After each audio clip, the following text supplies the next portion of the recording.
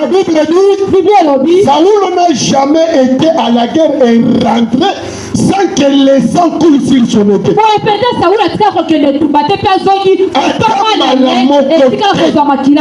Si Saoul a cueilli Bituma et retour naïe, Bible lobi qu'il faut épée naïe et tangamakila.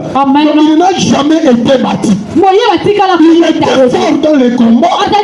Il était un géant dans la guerre. Maintenant, c'est chez Philistin. On ne cite pas le nom de leur roi. Connaissant cela, Saoul et Goliath dit, si j'expose mon peuple, Saoul va détruire mon peuple. Comme ça, je dois protéger mon peuple. Moi, je vais affronter un homme d'Israël. C'est pourquoi Saoul et Goliath dit, cherchez-moi un homme. Amen. Parce qu'ici, dans cette église, il n'y a pas un homme qui peut nous défendre. N'y a-t-il pas un homme dans cette salle qui peut nous aider parce que nous sommes attaqués? Nous allons à la guerre. La semaine prochaine, nous allons affronter Goliath. N'y a-t-il pas un homme dans la salle qui peut nous aider, qui peut nous défendre? Un homme qui peut défendre notre couleur, peut défendre les noms de notre nation céleste. N'y a-t-il pas un homme? Amen. Amen. Écoutez, je vais vous dire une chose. La Bible dit, Israël se ressemble à Soko. Or la terre là de Soko, Josué avait pris cette terre à donner à Juda. Pourquoi la Bible, il y a la guerre, mais la Bible nous donne la précision de cette terre. Le combat devait avoir lieu à Soko, qui appartenait à Juda. Depuis 39 jours, Goliath lançait le défi contre Israël et personne ne sortait. Même Saoul, le roi d'Israël, ne sortait pas. Des raisons qui ont fait que Saoul ne puisse pas affronter Goliath. La première raison, parce que la guerre était à Soko. Or Soko, c'était la terre de Juda. Saoul n'était pas de la famille de Juda. Saoul était benjamite. Il ne pouvait pas combattre dans une terre étrangère. Vous ne me comprenez pas? Je parle comme un prophète. Je suis un prophète de ministère, pas de don. J'explique les Écritures. La Bible dit la terre était de Juda. Or Saoul n'était pas de la tribu de Juda. Quand Jacob bénit ses enfants, il parle à Juda que tu es un lion. Le sceptre royal ne te quittera pas. Mais quand il arrive à Benjamin, le père de Saoul, il dit au père de Saoul, tu es un loup. Toi tu es un loup. Or un loup ne peut pas combattre. Un loup c'est un gardien. Amen. Tous les 39 jours à la guerre, Saoul était loup. Il gardait la parcelle de Juda. Amen. Amen. Et laissez-moi utiliser l'expression de papa Sylvain que j'avais écouté le dimanche. J'ai envie de prêcher. J'ai envie de prêcher. Je vais vous prêcher la parole. Je vais vous acclamer la parole de Dieu. Amen. Écoutez, un gardien ne peut pas défendre la parcelle d'autrui. C'est pourquoi il a fallu que les propriétaires de la parcelle viennent. Le propriétaire de cette terre, c'était David. David était de la tribu de Juda. C'est pourquoi quand il arrive, il se tape la poitrine. Ici c'est chez moi. chez moi, dans le genou, on ne peut pas nous battre. Omoni kuluna soja kote liyo na ndako. Oyebi ndako na yudina. Oyebi esika otie mupo epe. Oyebi esika marto ata aza makasi. Mais oyebi tous les quatre coins de ta maison. Amen. Tala, Saoul, obundaka na yo, ozongaka na makila na ete. Mais oyo bitumbo longa yango te parce que ça pas na yo te. Amen.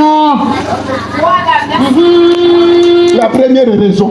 Et la deuxième raison pour laquelle Saoul n'a pas affronté Goliath. Parce que Saoul était une femme.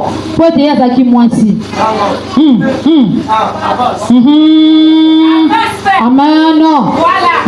Pourquoi vous me regardez comme ça? Le prophète, ça.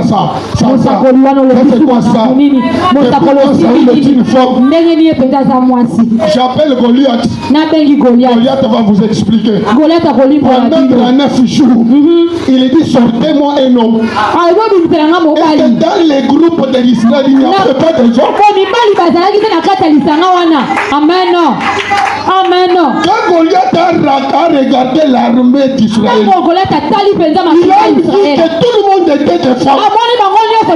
Il dit moi je ne peux pas combattre avec les femmes. Sortez-moi un homme. Mais comme vous ne croyez pas, je vais vous expliquer que Saoul était une femme. Quand David a terrassé Goliath, les femmes d'Israël ont appris cela. Ils ont chanté. Ils ont dit Saoul a tué 1000. David a tué 10 000. Saoul a tué 1000.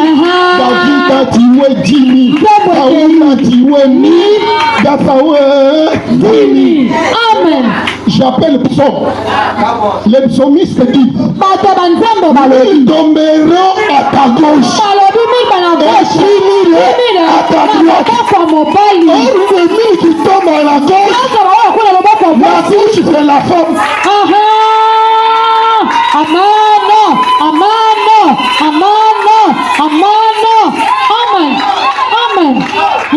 La gauche là c'est la femme. C'est ça Saoul. C'est une femme. C'est pourquoi il a tué seulement 1000. Dans la prophétie dit ils tomberont à ta droite. Et la droite c'est David. Voilà pourquoi Saoul ne pouvait pas affronter Goliath parce qu'il était une femme. Amen.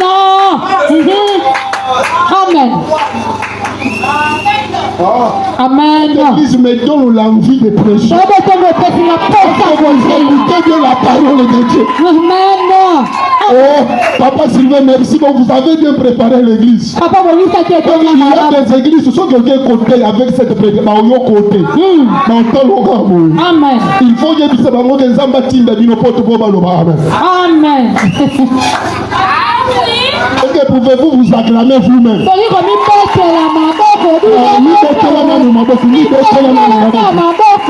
Amen. Et pourtant, chez nous, à l'église, nous tous ici, nous sommes des femmes. Amen. Nous tous dans la salle, nous sommes des femmes. Moi, je suis une femme. Papa c'est une femme. Papa Malachi, c'est une femme. Il n'y a pas un homme ici. Nous sommes tous seuls. Amen. Tu ne crois pas? J'appelle l'apôtre Paul en témoin. L'apôtre Paul dit Amen. Mes enfants, pour qui j'éprouve les douleurs d'enfantement. Maintenant, vous les intellectuels, expliquez-moi. Une femme et un homme éprouvent les douleurs d'enfantement. On était une femme. Amen. Amen.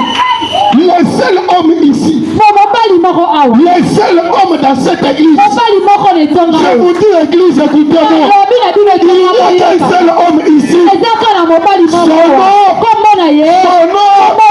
c'est son excellence Jésus-Christ de Nazareth. Il soir, il a le thème de ma prédication. Il a le pourquoi de notre existence. Celui qui a la possibilité de bouleverser la situation. Ce soir, Jésus est là. Il va bouleverser le combat de ta vie. Même si toi tu ne dis pas Amen, les anges diront Amen à ta place. Jésus est là ce soir. David dit, il est le seul homme parmi 10 000. Jésus-Christ de Nazareth. Un secret sur Jésus. Ce soir, même si tu es sadique, le sida va te quitter. Parce que la prochaine Amen na yote.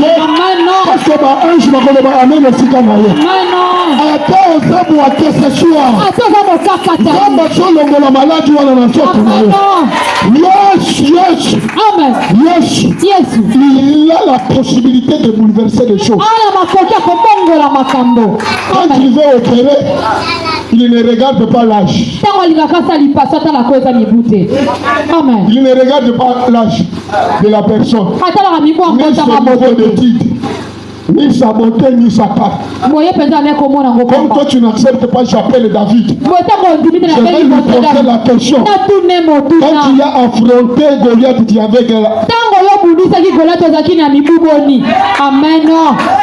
Amen.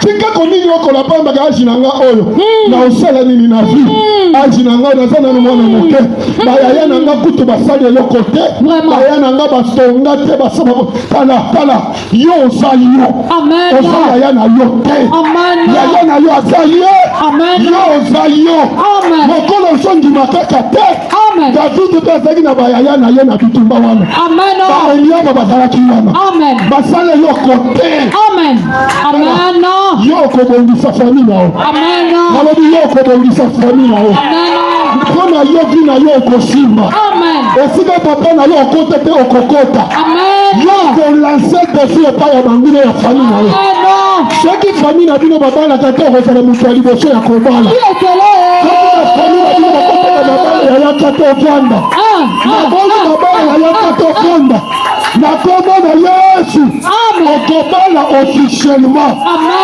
il est de la race de David. Amen. Il est de la race de David. Amen. Écoutez, David arrive à la guerre. Il regarde ses frères. Il regarde les Philistins.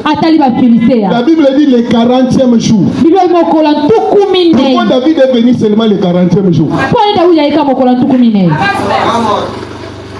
Je vais prêcher. Amen. Je vais prêcher. Papa. La Bible dit le 40e jour. Pourquoi? Oh, si on écrit le chiffre 40, chez Dieu, les zéros n'existent pas. Dans le calcul de Dieu, les zéros n'existent pas. Amen.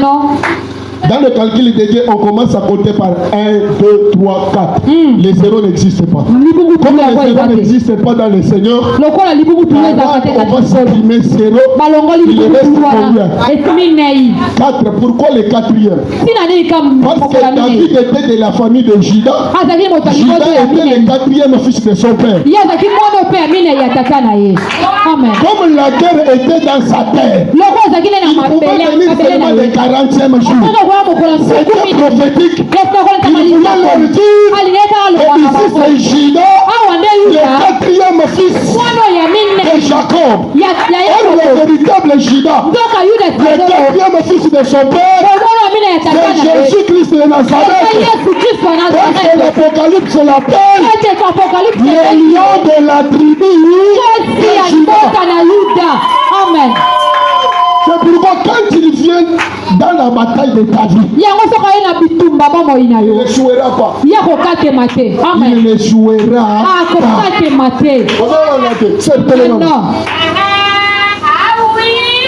pas. Il ne jouera pas. Tout ce que tu as cherché dans ta vie, ça n'a pas marché parfois avec la possibilité de ta famille. Mais ce soir, le Dieu de Sylvain Bissengo va le réaliser. Même si on dit Amen, Amen. 1, 2, 3, 4, 5, 6, 7. Dans 7 mois, je le dis comme un prophète. Dans 7 mois, écrivez bien cette prophétie. Dans 7 mois, cette jeune fille ne sera pas au Congo. Je ne sais pas comment ça va se faire. Mais le Seigneur me dit, elle ne sera jamais au Congo. Le Congo n'est pas ta terre promise. Tu dois quitter le Congo. Amen. Amen. Ekomela yo déjà okanisa kolongwa mboko. Ekomela yo. Eko prepara yango. Eko boyi ko beta maboko zambanga ya Yesu. Eko zambanga ya Yesu. Soko zambanga ya Yesu ko beta maboko makaya.